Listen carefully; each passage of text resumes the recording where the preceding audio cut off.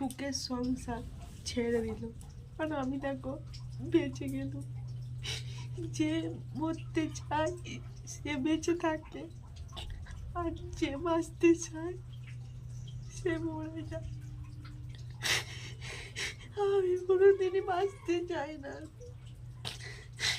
আমার সত্যি বন্ধুরা কোনো স্বপ্ন নেই, আমার কোনো কিচ্ছু আশা নেই। কিন্তু না, আমার বোনেদের কত আশা ছিল, আমার বোনটার কত স্বপ্ন ছিল। এই পুজো এসছে, এই কিনবো, ওই কিনবো, এই কিনেছি দিদি, ওই কিনেছি দিদি, কিন্তু খাটকে ছেলে মেরে ফেললো আমার বোনকে। কি খানকির ছেলেদের কি একটু কষ্ট হয় না? এখন খানকির ছেলেদের কেন ভগবান জন্ম দেয়? এরকম খানকির ছেলেদের কি একটু বুকে বাজে না?